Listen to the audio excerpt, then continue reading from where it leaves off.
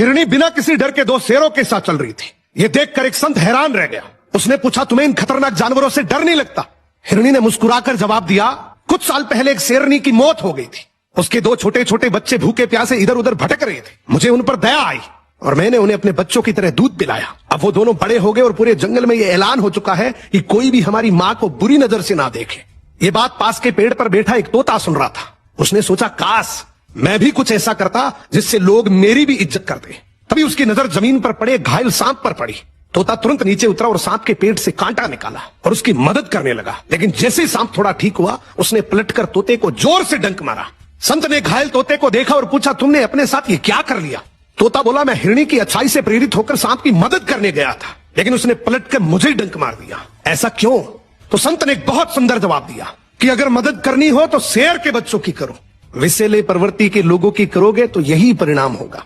हिरणी बिना किसी डर के दो शेरों के साथ चल रही थी। ये देखकर एक संत हैरान रह गया। उसने पूछा, तुम्हें इन खतरनाक जानवरों से डर नहीं लगता? हिरणी ने मुस्कुराकर जवाब दिया, कुछ साल पहले एक शेरनी की मौत हो गई थी।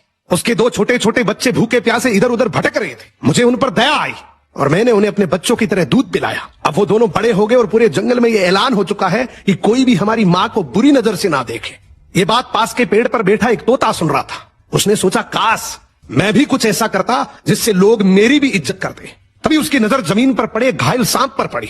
तोता तुरंत नीचे उतरा और सांप के पेट से कांटा निकाला और उसकी मदद करने लगा। लेकिन जैसे ही सांप थोड़ा ठीक हुआ, उसने पलटकर तोते को जोर से डंक मारा। संत ने घायल तोते को देखा और पूछा, तुमने अपने साथ ये क्या कर लिया? तोता बोला, मैं हिरणी की अच्छाई से प्रेरित होकर सांप की मदद करने गया था, लेकिन उसने पलटकर मुझे ही डंक मार दिया। ऐसा क्यों? तो संत ने एक बहुत सुंदर जवाब दिया कि अगर मदद करनी हो तो शेर के बच्चों की करो, विषैले प्रवृत्ति के लोगों की करोगे तो यही परिणाम होगा।